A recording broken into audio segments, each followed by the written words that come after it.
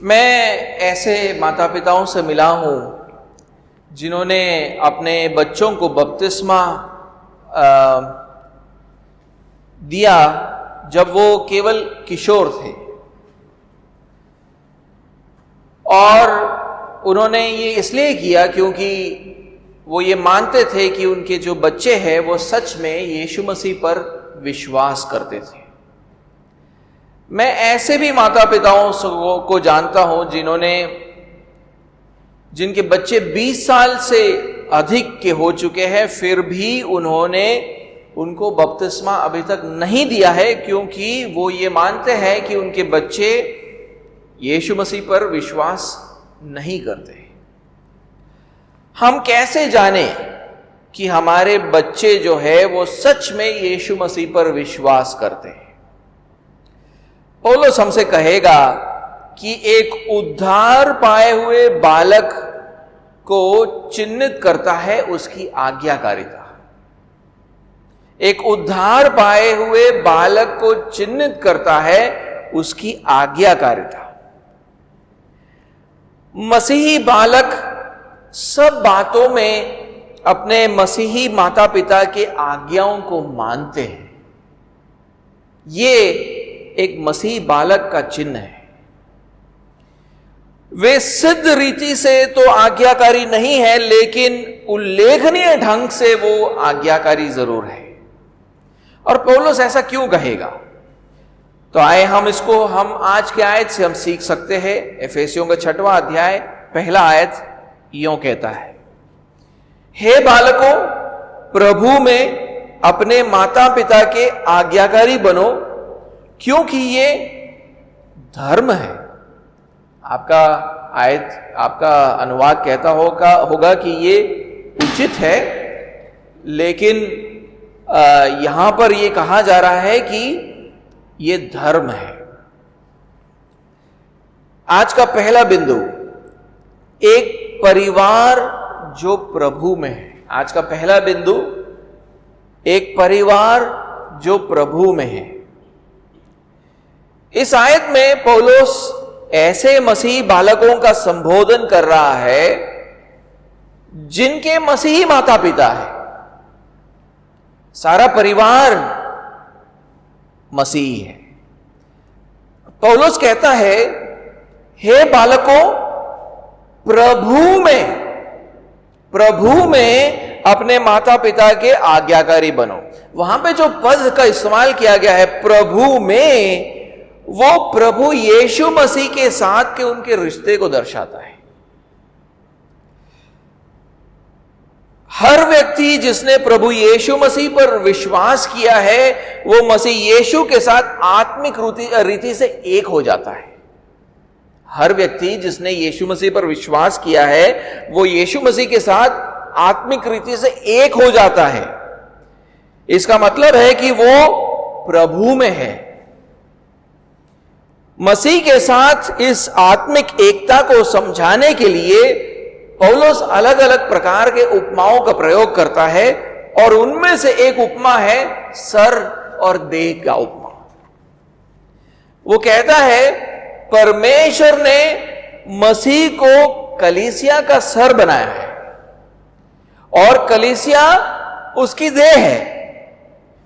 तो जो कोई भी यीशु मसीह पर विश्वास करता है तो वो क्या बन जाता है? वो उसके देह अर्थात कलीसिया का अंग बन जाता है। इस तरह वह यीशु मसीह के साथ आत्मिक रीति से एक हो जाता है। वो प्रभु में है, इसलिए कहा जाता है कि वो प्रभु में है। प्रभु में है। जैसे सर अपने देह पर शासन करता है, मसीह कलीसिया पर शासन करता है।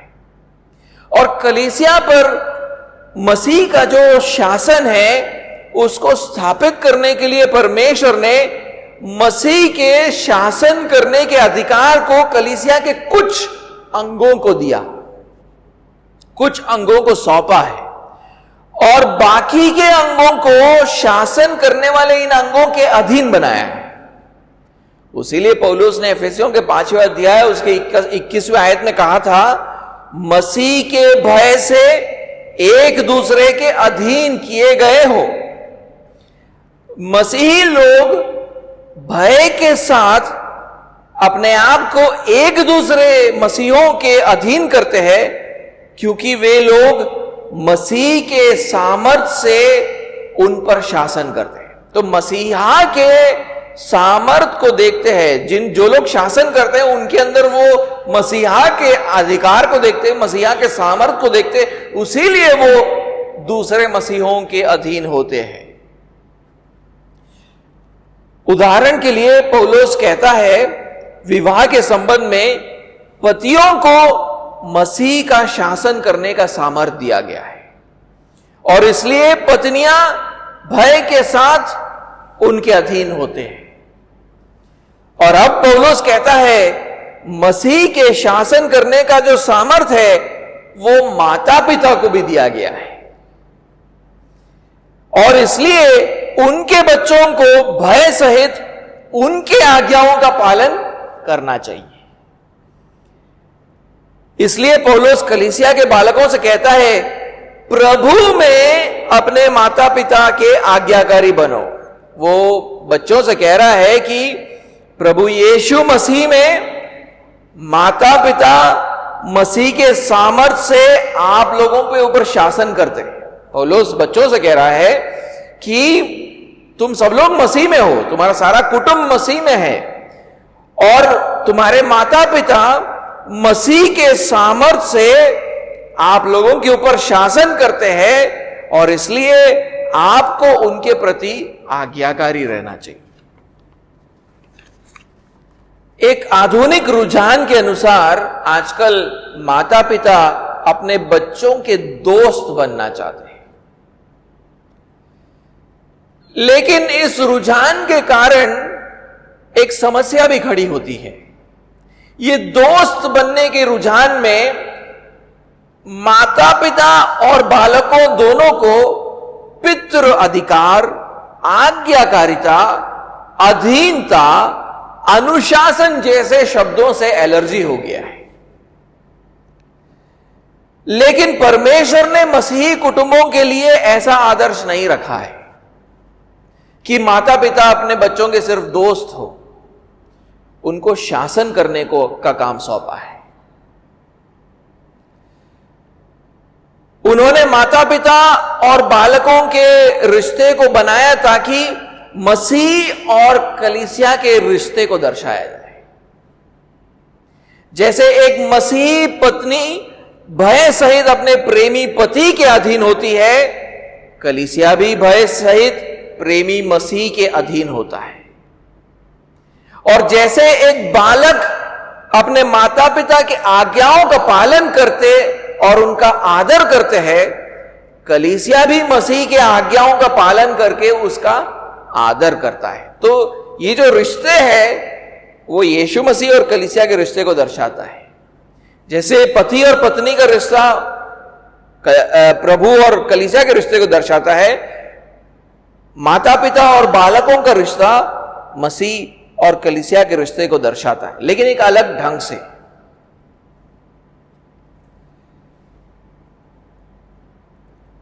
तो मसीहों को एक छोटी आयु से ही तैयार किया जाता है कि उनको मसीह यीशु के साथ कैसा रिश्ता बनाना चाहिए, कि तुम्हारा जो रिश्ता है यीशु मसीह के साथ वो आज्ञाकारिता का होना चाहिए। वो तुम्हारा प्रभु है, वो तुमको आज्ञाएं देता है और तुम्हें उसकी आज्ञाओं को मानना है। वो बच्चों को कैसे सिखाया जाता है? बच्चों को मां बाप के साथ के रिश्ते के द्वारा सिखाया जाता है। उसीलिए बचपन से उनको तैयार किया जा रहा है, किसके लिए? ताकि वो मसीह यीशु के साथ के रिश्ते के लिए वो तैयार हो जाए। वो जाने कि आज्ञाकारिता बहुत ही एक महत्वपूर्ण मुद्दा है, विषय है, और अलग अलग प्रकार के रिश्तों के द्वारा जिनको वो अपने जीवन में निभाते रहते हैं उसके लिए उनको तैयार किया जाता है। जैसे कि पत्नी और पति का रिश्ता, बालक और माता पिता का रिश्ता, दास और स्वामी का रिश्ता।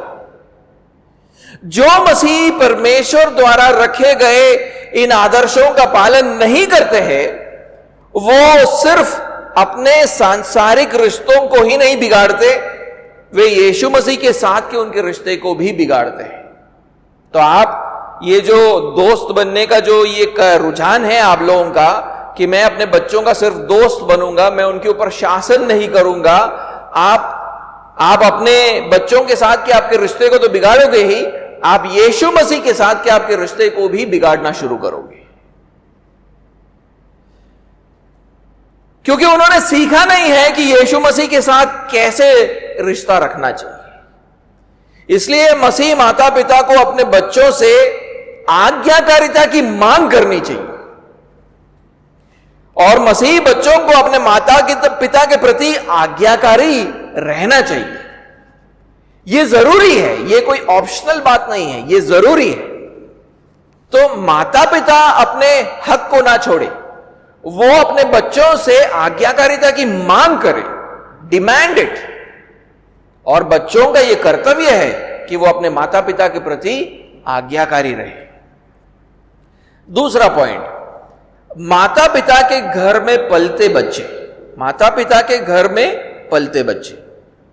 जब पौलुस बालक शब्द का इस्तेमाल करता है, वहां पर प्रयोग करता है, तो क्या वो बालिक लोगों की भी बात कर रहा है? यह एक सवाल उत्पन्न होता है। यूनानी भाषा में जिस शब्द का प्रयोग हुआ है वो सिर्फ रिश्ते को दर्शाता है। वहां पे जो बालक शब्द का इस्तेमाल किया गया है वो सिर्फ रिश्ते को दर्शाता है, वो आयु के बारे में हमें कुछ नहीं बताता है, क्योंकि वो जो शब्द है वो बालिग लोगों के लिए भी इस्तेमाल किया जाता है। उस रीति से देखो तो हम सब अपने माता पिता के बालक हैं। तो क्या इसका मतलब यह है कि हम सबको अपने माता पिता के आज्ञाओं का पालन करना चाहिए? यहां पर पौलुस सिर्फ माता पिता के घर में पलते बच्चों की बात कर रहा है। यहां पर पौलुस सिर्फ माता पिता के घर में पलते बच्चों की बात कर रहा है। वो ऐसे बच्चों की बात नहीं कर रहा है जो बड़े हो चुके हैं, जिनकी शादी हो चुकी है और जिन्होंने अपने माता पिता के घर को छोड़ दिया है। मैं ऐसा क्यों कह रहा हूं?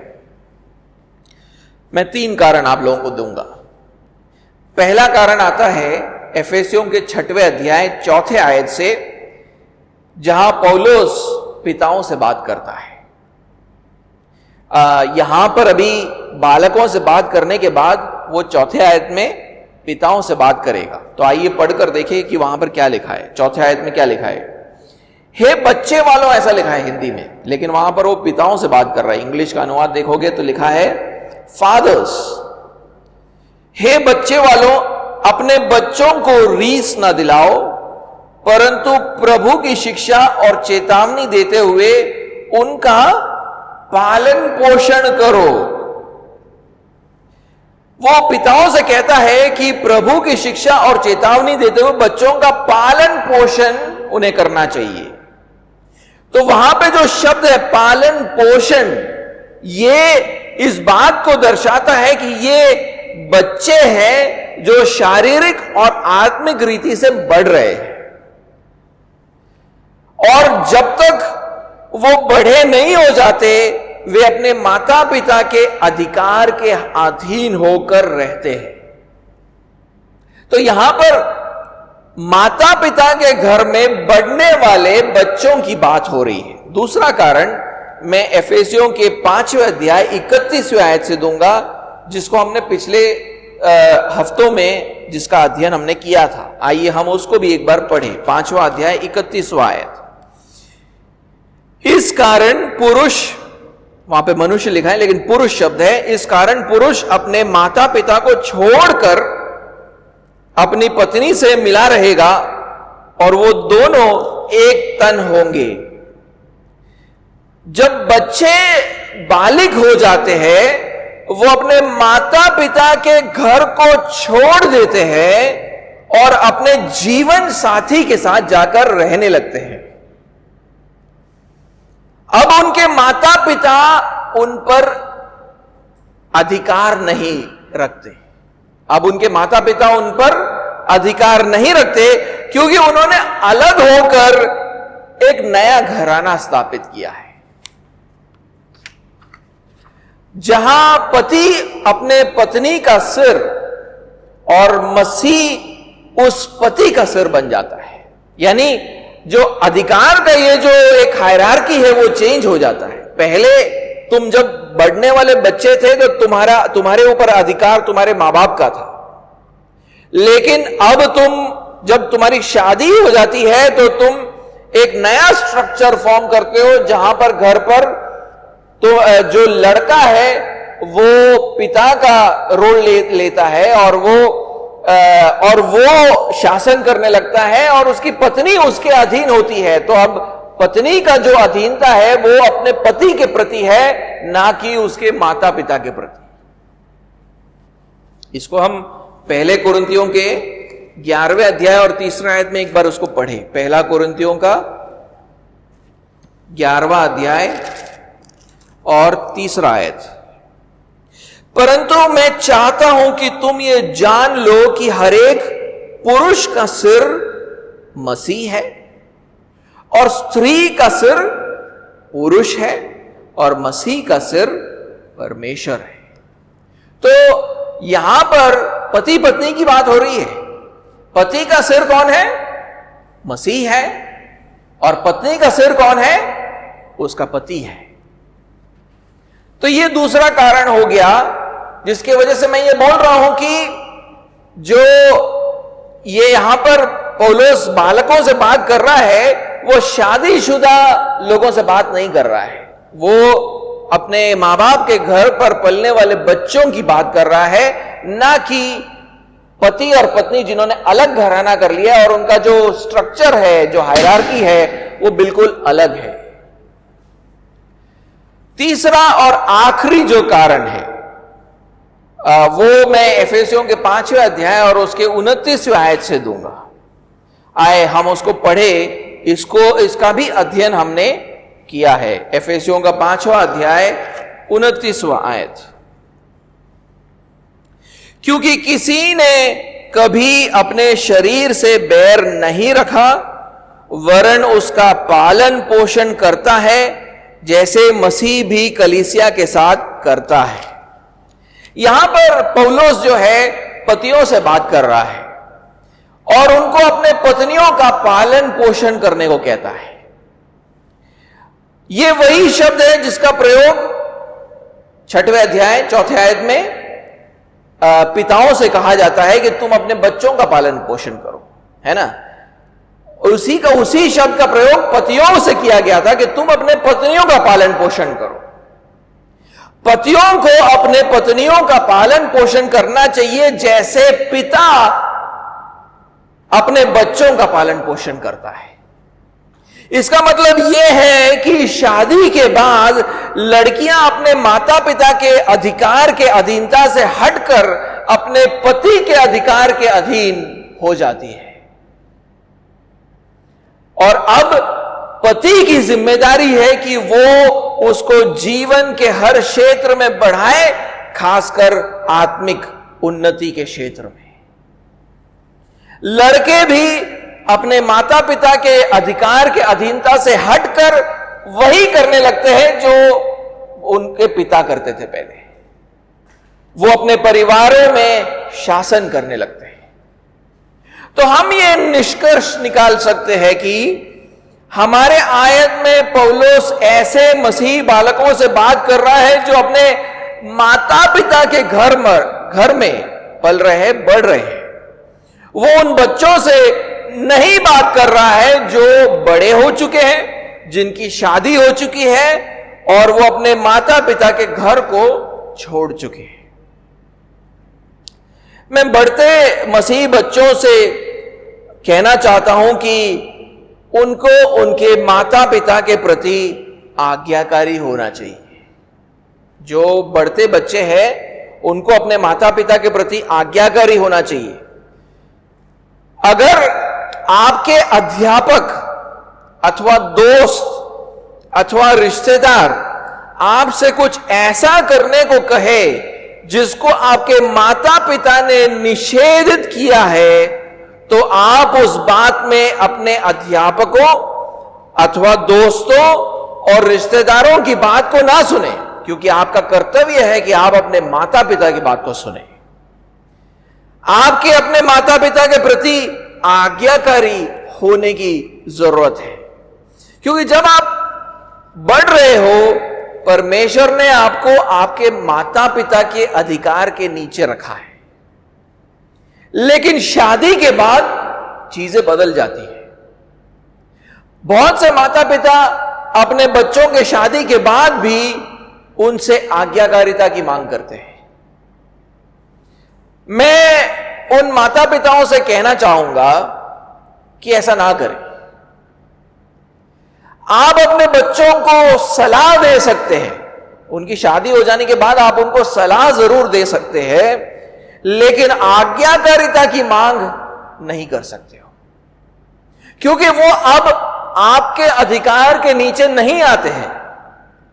आपकी शादीशुदा बेटी अपने पति के अधिकार के अधीन हो जाती है। उसका कर्तव्य यह है कि वो अपने पति के बातों को आज्ञाओं को माने, ना कि आपके बातों को। जब लोग अधिकार के इन ढांचों से खिलवाड़ करने लगते हैं तो कुटुंबों और वैवाहिक जीवनों में नुकसान पहुंचने लगता है। और महत्वपूर्ण बात यह है कि ऐसा करने से लोग समझ नहीं पाते हैं कि यीशु मसीह के साथ उनका रिश्ता कैसा होना चाहिए, क्योंकि इन रिश्तों में रहने से और इन रिश्तों में हर व्यक्ति का कैसा व्यवहार होना चाहिए, उन्हीं से एक व्यक्ति सीखता है कि अब मेरा मसीह यीशु के साथ कैसा व्यवहार होना चाहिए। उनको ये सीखने की जरूरत है कि कैसे वो आज्ञाकारिता के द्वारा मसीह को आदर दे, लेकिन उनको यह भी सीखने की जरूरत है कि भय के साथ मसीह के कैसे अधीन होना चाहिए। इसलिए बचपन में वो ये सीखते हैं कि कैसे आज्ञाओं का पालन करना है, और शादी के बाद वो ये सीखते हैं कि कैसे भय के साथ आदर देना है, भय के साथ अधीन होना है। तो ये दोनों ही बातें प्रभु यीशु मसीह के साथ के रिश्ते के लिए बहुत जरूरी है, और इसके लिए आपको रिश्तों के अंदर आपको तैयार किया जा रहा है, और ये रिश्ते मसीह यीशु और कलीसिया के रिश्ते को दर्शाता है। तो आप जैसे ही इनके साथ खिलवाड़ करोगे, मनुष्यों के रिश्तों और प्रभु यीशु मसीह के साथ के रिश्तों में बहुत सारे प्रॉब्लम्स खड़े हो जाएंगे। तीसरा पॉइंट, सब बातों में अपने माता पिता के आज्ञाओं का पालन करो। सब बातों में अपने माता पिता के आज्ञाओं का पालन करो। अब हम उस बात पर आते हैं कि मसीह बच्चों की आज्ञाकारिता कैसी होनी चाहिए। इस आज के आयत में पौलुस कहता है, हे बालकों, प्रभु में अपने माता पिता के आज्ञाकारी बनो। यह आयत हमें यह नहीं बताता है कि किन बातों में हमें हमारे माता पिता के प्रति आज्ञाकारी रहना चाहिए, लेकिन आप कुलोसियों का 3 अध्याय और 20वां आयत पढ़ोगे। कुलोसियों का 3 अध्याय 20वां आयत, पौलुस वहां पर कहता है, हे बालकों, सब बातों में अपने अपने माता पिता की आज्ञा का पालन करो। मसीही बालकों से जिस आज्ञाकारिता की मांग की जाती है वो व्यापक है। उनको हर बात में अपने माता पिता के आज्ञाओं का पालन करना चाहिए, किसी भी बात को अलग नहीं किया गया है। हर बात में बच्चों को अपने मां बाप के आज्ञाओं का पालन करना है। लेकिन पौलुस माता पिता को इस बात में ऐसा व्यापक अधिकार क्यों देता है? क्योंकि वो ऐसे माता पिता की बात कर रहा है यहां पर जो प्रभु में है ना। वो अविश्वासी माता पिताओं की बात नहीं कर रहा है, वो प्रभु में जो माता पिता है उनकी बात कर रहा है। और वो कहता है, हे बालकों, प्रभु में अपने माता पिता के आज्ञाकारी बनो। फिर एक बार वो जो पद है प्रभु में, वो बहुत महत्वपूर्ण है। जो माता पिता प्रभु में है वो इस बात को समझते हैं कि उनका ये अधिकार उनको यह अधिकार सौंपा गया है, उनका खुद का अधिकार नहीं है, उनको यह अधिकार सौंपा गया है कि उन्होंने बच्चों पर शासन करने का अधिकार मसीह से पाया है। वो इस बात को समझते हैं, इसलिए वो अपने बच्चों से जिस आज्ञाकारिता की मांग करेंगे वो अपने आप को प्रसन्न करने के लिए नहीं करेंगे, बल्कि अपने बच्चों से जिस आज्ञाकारिता की मांग करेंगे वो प्रभु यीशु मसीह को प्रसन्न करने के लिए करेंगे। उसीलिए वही आयत में, कोलोसियों के 3 अध्याय 20वें आयत में लिखा है, हे बालकों, सब बातों में अपने माता पिता के आज्ञा का पालन करो, क्योंकि प्रभु इससे प्रसन्न होता है।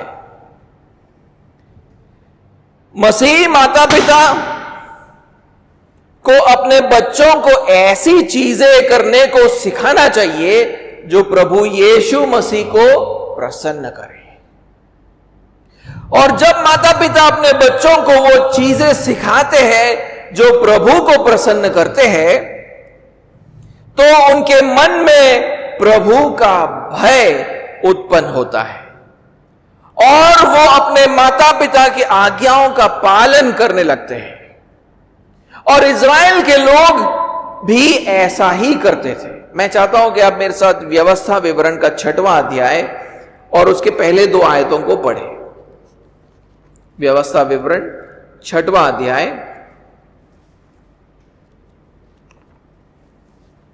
और पहला 2 आयत।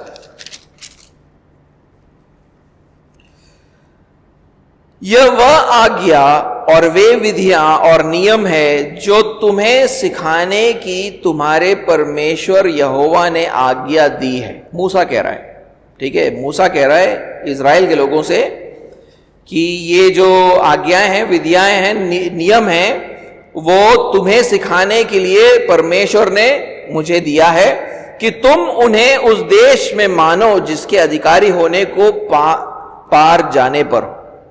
और तू और तेरा बेटा और तेरा पोता यहोवा का भय मानते हुए उसकी उन सब विधियों और आज्ञाओं पर जो मैं तुझे सुनाता हूं अपने जीवन भर चलते रहे, जिससे तू बहुत दिन तक बना रहे।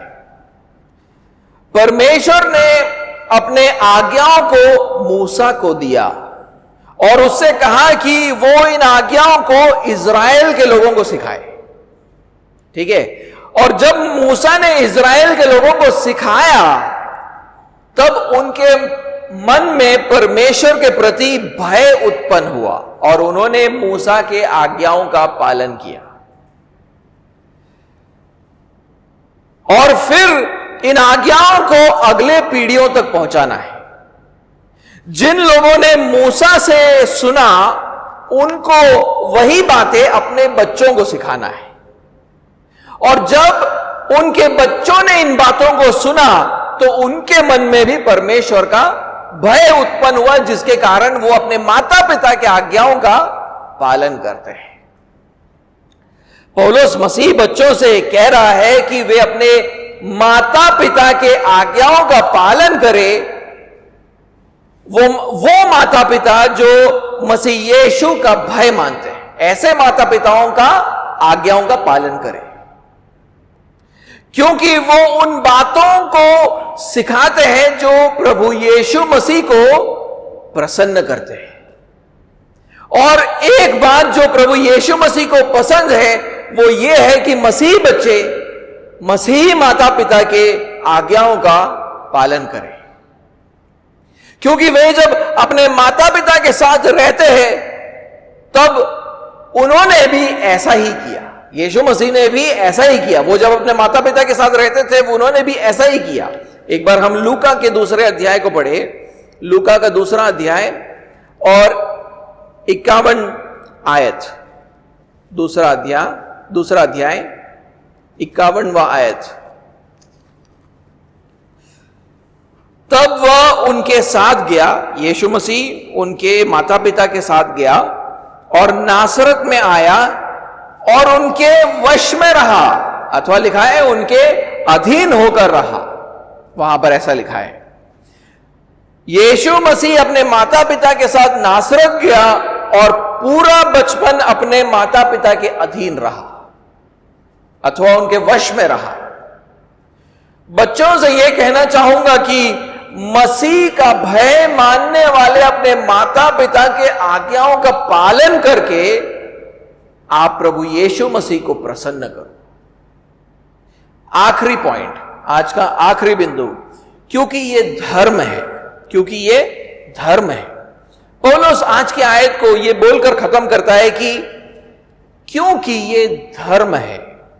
हिंदी अनुवाद उचित शब्द का प्रयोग करता है, लेकिन मुझे लगता है कि इसका सही अनुवाद धर्म है। पौलुस कहता है कि मसीह बालकों को अपने माता पिता के आज्ञाकारी होना चाहिए क्योंकि यह धर्म है। पौलुस इस शब्द का प्रयोग क्यों करता है, धर्म शब्द का? पौलुस ने इससे पहले 2 बार मिलते जुलते ऐसे ही एक शब्द का प्रयोग किया हुआ है। तो आए हम उन दोनों आयतों को एक बार पढ़े और देखें कि क्या वो आयत हमें इन पदों को समझने में मदद कर सकती है। तो पहला है एफेसियों का 4 अध्याय और 24वां आयत। एफेसियों का 4 अध्याय 24वां आयत लिखा है, और नए मनुष्यत्व को पहन लो जो परमेश्वर के अनुरूप सत्य की धार्मिकता, वो है जो मिलता जुलता शब्द है वहां पे जो धर्म शब्द लिखा है उससे मिलता जुलता शब्द है धार्मिकता। सत्य की धार्मिकता और पवित्रता से में सिरजा गया है। पौलुस कह रहा है कि जब एक पापी मनुष्य यीशु मसीह के बारे में जो सत्य है उस पर विश्वास करता है तो वो एक नया मनुष्य बन जाता है और वो एक नई सृष्टि है। और इस नए मनुष्य के गुण हैं धार्मिकता और पवित्रता। धार्मिकता का मतलब है कि यह नया मनुष्य अपने चरित्र से ही व्यवस्था के प्रति आज्ञाकारी है। यीशु मसीह पर विश्वास करने से पहले वो चरित्र से अधर्मी था। अधर्मी का मतलब है व्यवस्था के प्रति अवज्ञाकारी था। लेकिन अब यीशु मसीह के ऊपर विश्वास करने से यह नया मनुष्य धार्मिकता बन चुका है और उसने वो व्यवस्था के प्रति आज्ञाकारी है। उसी शब्द का प्रयोग पौलुस 5वें अध्याय के 9वें आयत में भी करता है। एक बार उसको भी पढ़े, 5वां अध्याय 9वां आयत। क्योंकि ज्योति का फल सब प्रकार की भलाई और धार्मिकता और सत्य है। फिर से पौलुस मसीह में उस नए मनुष्य की बात कर रहा है, लेकिन इस बार वो नए मनुष्य को एक नया नाम देता है। क्या है वो? ज्योति। उस नए मनुष्य का नाम है ज्योति। पहले वो अंधकार था क्योंकि वो एक अधर्मी व्यक्ति था, वो परमेश्वर की व्यवस्था का उल्लंघन करता था। लेकिन अब वो यीशु मसीह में होकर ज्योति बन चुका है और ज्योति का एक गुण है धार्मिकता। वो अपने चरित्र से ही व्यवस्था के प्रति आज्ञाकारी है। उसका मतलब है वो है धार्मिकता, व्यवस्था के प्रति आज्ञाकारी। हमारे आयत में जिन बच्चों से पौलुस बात करता है वो भी ऐसे ही लोग हैं। एक समय था जब वे परमेश्वर की व्यवस्था के प्रति अवज्ञाकारी थे। व्यवस्था उन्हें सिखाता था कि उनको अपने माता पिता के प्रति आज्ञाकारी होना चाहिए। व्यवस्था कहता था कि अपने माता पिता का आदर करो, लेकिन ये बच्चे अपने माता पिता की आज्ञाओं का पालन नहीं करते थे और इस तरह उनका अनादर करते थे। वे व्यवस्था के प्रति अवज्ञाकारी थे, वे अधर्मी थे। लेकिन अब बातें बदल चुकी हैं। किसी ने उनको सुसमाचार बताया, शायद उनके ही माता पिता ने उनको सुसमाचार सुनाया और उन्होंने यीशु मसीह पर विश्वास किया। और यीशु मसीह पर विश्वास करने के द्वारा अब वो एक नए मनुष्य बन चुके हैं। ये नया मनुष्य अपने चरित्र से धार्मिकता है और धार्मिकता जिस प्रकार के व्यवहार को उत्पन्न करता है उसको धर्म कहते हैं। धार्मिकता जिस व्यवहार को उत्पन्न करता है उसको धर्म कहते हैं। धार्मिक लोग धर्म के कामों को करते हैं। दूसरे शब्दों में बोलो तो व्यवस्था का पालन करते हैं वो। इसलिए पौलुस इन धार्मिक बच्चों से कहता है कि वे व्यवस्था का पालन करें, अर्थात अपने माता पिता के प्रति आज्ञाकारी रहो, और व्यवस्था के प्रति उनकी आज्ञाकारिता को वो धर्म बताता है। उसलिए पौलुस आज के आयत में कहता है, हे बालकों, प्रभु में अपने माता पिता के आज्ञाकारी बनो, क्योंकि ये धर्म है। अगर तुम धार्मिकता बन चुके हो, अगर तुम ज्योति बन चुके हो, तो अपने माता पिता के आज्ञाकारी बनो, और अगर तुम ऐसा ही जीवन जियोगे तो उसको मैं धर्म कहूंगा, क्योंकि तुम धार्मिकता हो और तुम अपने माता पिता की बातों का पालन करते हो, तुम धर्म कर रहे हो, धर्म का पालन कर रहे हो। मसीह होकर हमें इस बात को अंगीकार करने की जरूरत है कि हर बालक जो हमारे कुटुंबों में जन्म लेता है वो अपने चरित्र से ही परमेश्वर के प्रति बलवाई है। हर बालक जो हमारे कुटुंबों में जन्म लेता है वो जन्म से ही अपने चरित्र से परमेश्वर के प्रति बलवाई है।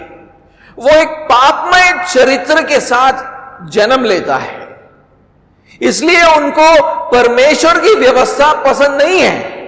वो जो व्यवस्था उनको यह बताती है कि उनको अपने माता पिता के आज्ञाकारी होना है, उनको पसंद नहीं है। हां, उनको जब फायदा दिखे तो जरूर अपने माता पिता की आज्ञाओं का पालन करते हैं, लेकिन उसके अलावा वो अपने चरित्र से ही अपने माता के पिता के प्रति अवज्ञाकारी है।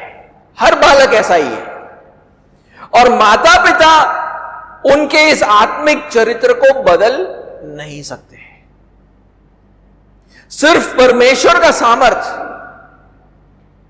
जो प्रभु यीशु मसीह के सुसमाचार के द्वारा आता है, वही सामर्थ इस आत्मिक चरित्र को बदल सकता है। इसलिए माता पिता की जिम्मेदारी यह होती है कि वो अपने बच्चों को सुसमाचार सुनाए, और अगर परमेश्वर हमारे प्रचार के द्वारा कार्य करता है, हमारे बच्चे यीशु मसीह पर विश्वास करेंगे और एक नया मनुष्य बनेंगे और एक नया चरित्र पाएंगे, और वो अपने माता पिता के शिक्षा में यीशु के आज्ञाओं को देख पाएंगे, और वो अपने माता पिता की आज्ञाओं को मानने लगेंगे।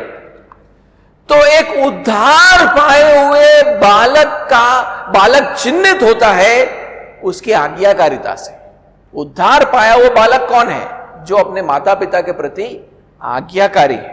वो अपने माता पिता और सिर्फ ऐसे बच्चों को ही हम बपतिस्मा देते हैं जिन्होंने सुसमाचार समझा, उस पर विश्वास किया, और विश्वास करने से उनके जीवन परिवर्तित हो गया, वो अपने माता पिता की आज्ञाओं का पालन करते हैं। ऐसे बच्चों को ही हम बपतिस्मा देते हैं, नहीं तो हमारी कलीसियाएं पश्चाताप रहित मसीहों से भर जाएगा जो प्रभु यीशु मसीह के अधीन अपना जीवन नहीं करते हैं।